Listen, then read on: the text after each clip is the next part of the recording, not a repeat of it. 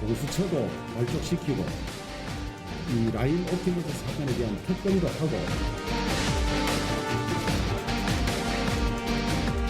야당은 공수처 출범을 지체시키려고만 하지 말고 공수처장 후보 추천, 위원 추천을 26일까지 해주시기 바랍니다.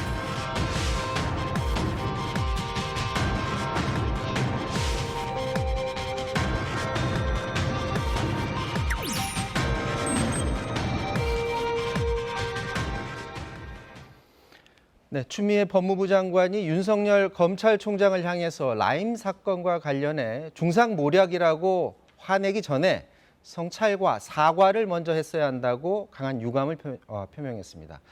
윤 총장이 내일 어떤 입장을 밝힐지 관심인데 이 정치권도 이 문제로 뜨겁습니다. 여의도 사사건 건 오늘은 정청래 민주당 의원, 권성동 국민의힘 의원 나오셨습니다. 두 분 안녕하십니까? 네, 안녕하십니까? 안녕하세요. 당초 여의도 사사건부터 했었어야 됐는데 긴급 브리핑이 들어온다고 해서 잠깐 순서가 어긋났습니다. 자, 준비된 얘기를 해보도록 하면요.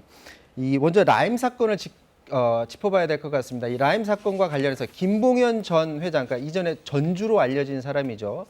이 김봉현 전 회장이 1,000만 원대 검사 접대를 했다라는 그런 글을 밖으로 알리면서 이 부분이 이제 논란이 됐고요.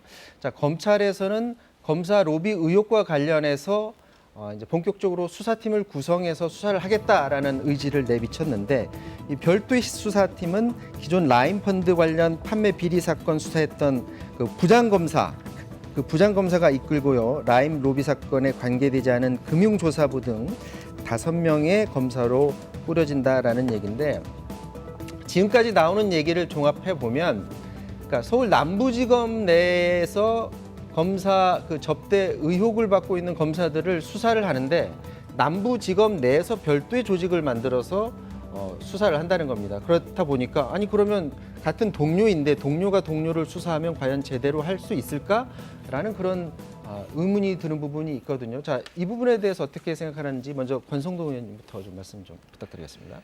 그러니까 이번 그 라임 사건을 보면은 처음에는 뭐 강기정 청와대 정무수석, 네. 또 기동민 의원, 또 김영춘 국회 사무총장 등 여권 인사들에 대한 비리 의혹이 언론을 통해서 계속해서 나왔고요. 네.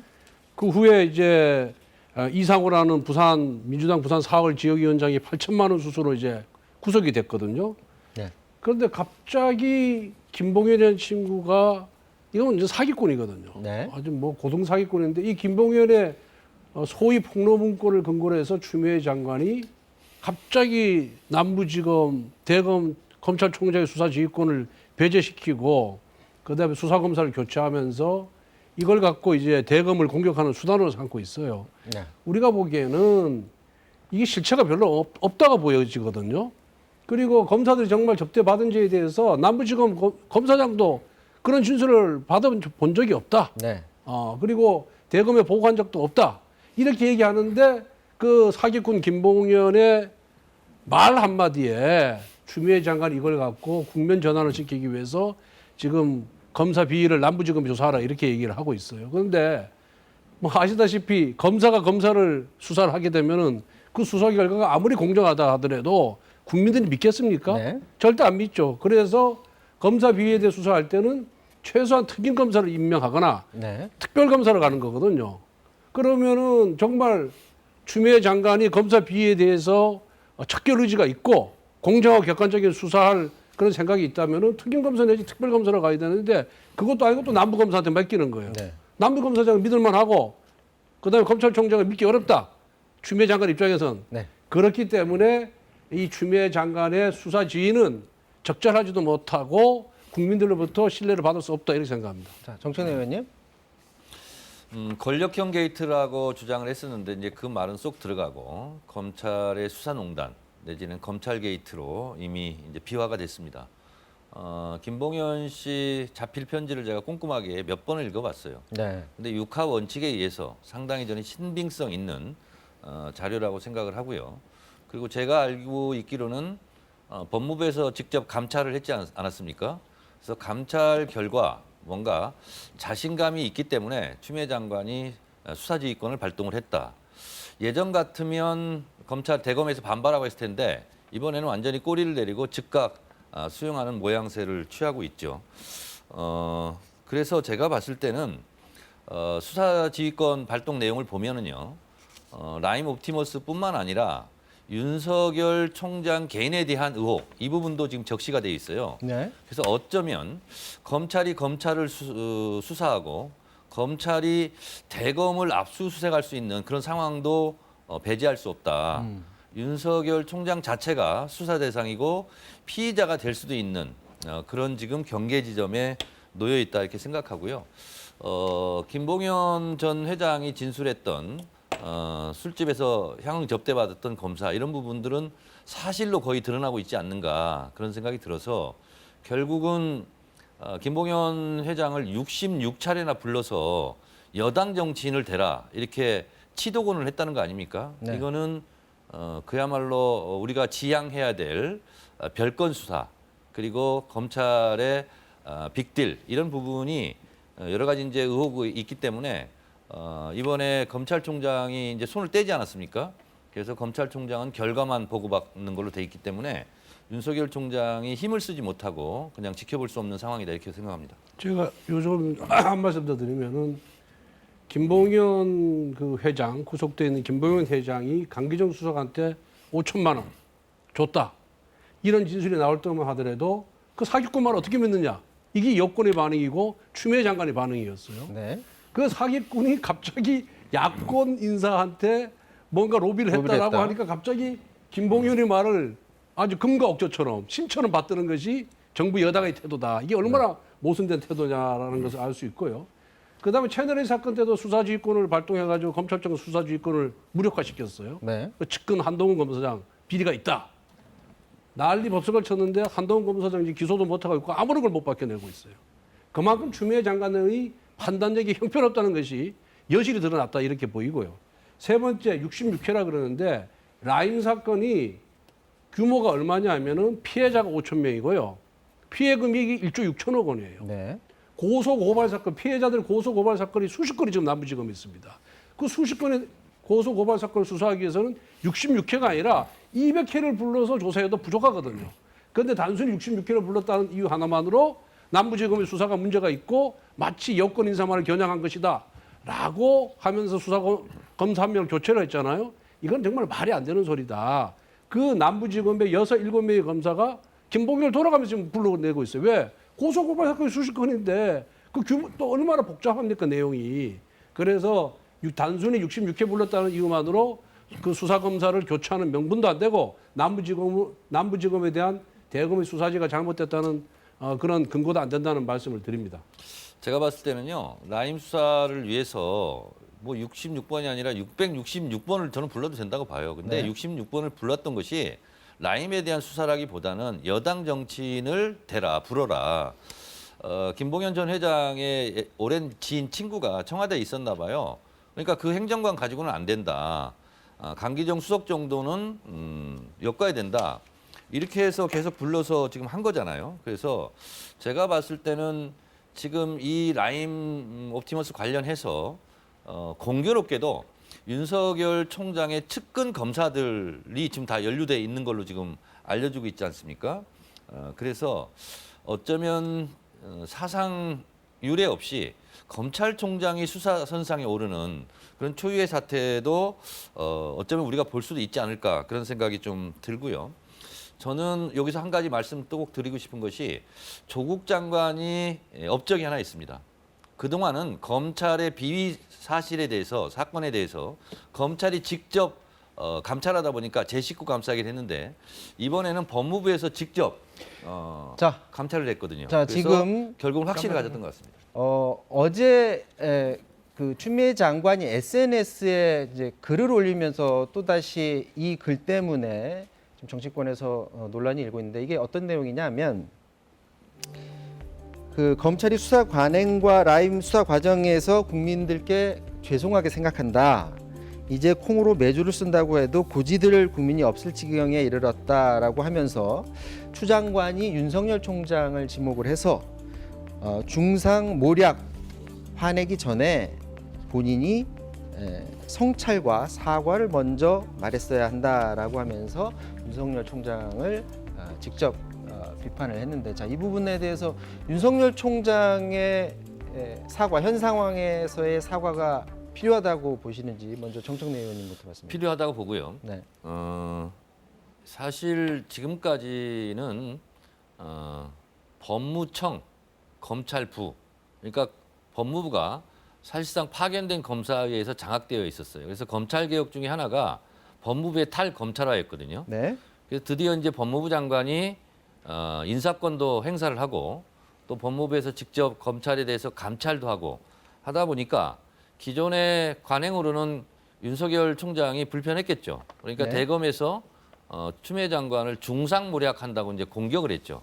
네. 이런 경우는 사실상 있어서는 안 되는 일이죠. 행정안전부 장관이 뭘 지침을 내렸는데 경찰청장이 행안부 장관 공격하는 거 봤습니까? 무슨 농해수 장관한테 무슨 외청 청장이 장관을 공격한 일은 없었죠. 근데 이게 검찰만의 어떤 선민의식이에요. 그래서 사실 감찰을 해보니까 검찰에서 이러저러한 비위 사실, 비위 의혹들이 생기고 있는데 그것이 결국은 윤석열 검찰총장 체제에서 있었던 일이고, 특히 옵티머스 관련해서는 윤석열 검찰총장이 서울중앙지검일 때 무혐의 처분한 사건인데 네. 그때 수사를 제대로 했으면 지금 같은 사태는 또 막을 수 있었다.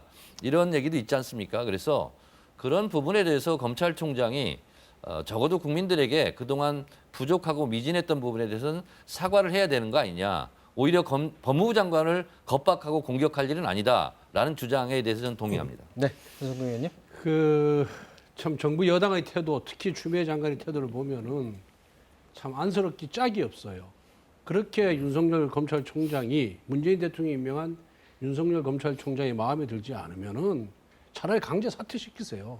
이렇게 치졸한 방법을 동원해가지고 총장의 권한을 무력화시키지 말고, 정말 이제 추미애 장관의 말은 콩으로 매줄 쏜다 그래도 추미애 장관 말을 믿을 국민이 오히려 없다. 저는 이렇게 오히려 역으로 추미애 장관한테 전혀 말하고 싶다는 없고요. 얘기죠. 지난번 채널A 사건 때도 윤석열 총장 수사 지휘권 배제해놓고 마치 그 한동훈 검사장이 사건에 연루돼 있다라고 주장을 했잖아요. 추미애 장관이. 결국 아무것도 나온 게 없어요. 네. 결국은 정말 적반하장도 유분수다. 그리고 라임 사건과 관련해서는 그 김봉현이 말에 따라서 왔다 갔다 하고 있잖아요. 처음에는 여권의 유력 인사들이 지금 다 수사 대상에 지금 올라 있다가 갑자기 뭐 야당 출신 변호인이 또 뭐 로비 대상이었다 이렇게 얘기를 하고 있고, 또 검사들이 향응을 받았다 이렇게 돼 있어요. 그러면 여당도 관련돼 있고 야당도 관련돼 있고 검찰도 관련돼 있다 그런다면은 가장 공정하고 객관적인 수사 방법은 특별검사예요. 그 특별검사 하자는데 정부 여당 굳이 반대. 왜?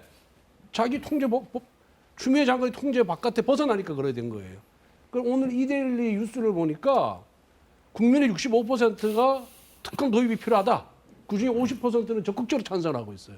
국민 여론도 이렇게 돼 있으니까 이제는 추미애 장관도, 우리는 추미애 장관 못 믿겠다는 거고 여당은 윤석열 총장 못 믿겠다는 거니까 이제 그러면 뭐 어떻게 해요? 특별검사를 가야죠.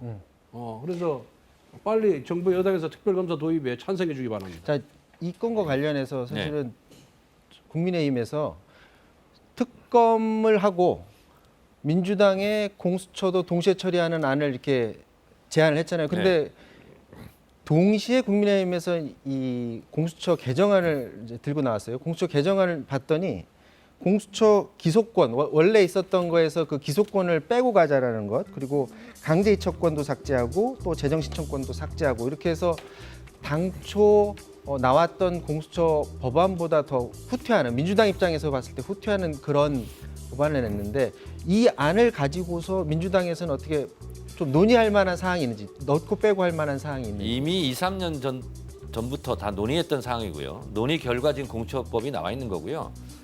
결국은 국민의힘에서 주장하는 것은 특검을 하자라는 것이 아니라 특검 논란을 해서 시간 끌기를 해서 두세 달 벌어보자. 왜냐하면 야권 연루 의혹이 있으니까 물타기 하는 거고요.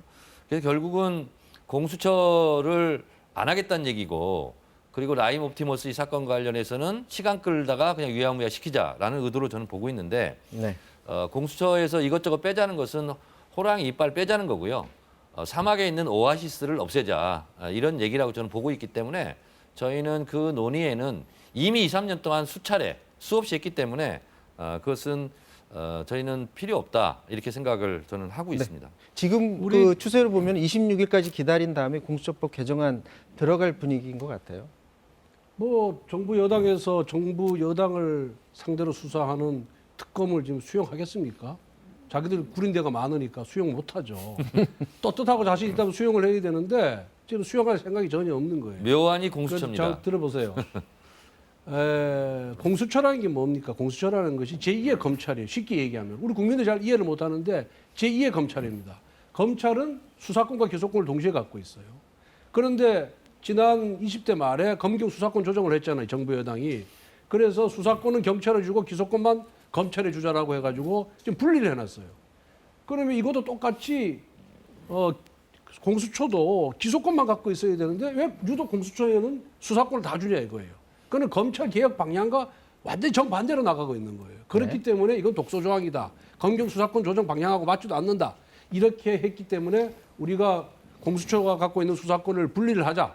그래 기소권만 부여하자는 것이 가장 합리적인 주장이고 모든 경찰이 지금 원하고 있는 상황이에요. 수사는 경찰이 다 하고 기소만 검찰이 하든 공수처만 하는 거예요. 이게 공경 수사권 조정의 대원칙입니다. 그 원칙이 어긋나기 때문에 조정하자는 건데 그걸 못하겠다 하면서 가진 핑계를 대고 지금 거부를 하고 있어요. 네, 지금 그래서 네. 이거는 결국은 정부 여당이 자기들한테 유리하면은 받고 불리하면 안 받겠다는 그런 심보 이해는 아무것도 아니다 이런 생각입니다. 지금 양당이 그것이라기보다는 네. 지금 툭하면 특검을 주장하는데 사실상 상설적인 특검이 공수처입니다. 네. 그리고 공수처의 수사 대상은 야권으로 보면 권성동 의원님을 비롯한 국민의힘 국회의원들밖에 없어요. 나머지 97, 8%는요 다 여권 인사예요. 저희가 두려우면 뒤가 구린 것이 있다면 공수처를 주장할 수가 없어요. 그래서 공수처는 오히려 여권 인사들을 대상으로 한 고위공직자 수사처다. 자, 라는 얘기입니다. 절대 그렇지 않고 지금 검찰도 보세요. 법무부 장관이 검찰총장 겸하고 있잖아요. 그래서 시중에서 법무총장이라 그래요. 법무총장이 지시하는 대로 야권 인사만 계속 수사를 하는 거예요. 공수처도 마찬가지예요. 대통령이 수사 인사권을 갖고 있기 때문에 공수처장을 대통령의 친위 부대로 임명을 하면은 야당 인사만 상대하지 여당 인사 절대 수사 안 합니다. 자 여기서 네. 이 얘기는 마무리를 해야 될 것 같아요. 지금 네. 상황은 보면 양당이 주장하는 게 워낙에 첨예하게 대립돼서 이 상태로 26일까지 가지 않을까라는 그런 생각이 들고요. 자 여기서 이번 국감 얘기 한 가지만 더 해봐야 될 것 같습니다. 이번 국감 과정에서 조명을 받고 있는 사람 중에 한 사람이 바로 이재명 경기도지사인데요. 이재명 경기도지사가 야당의 당명을 조롱했다라는 이유로 국감장에서 이게 문제가 돼서 사과하는 말까지 이끌어지게 됐는데 그 과정을 한번 보도록 하겠습니다.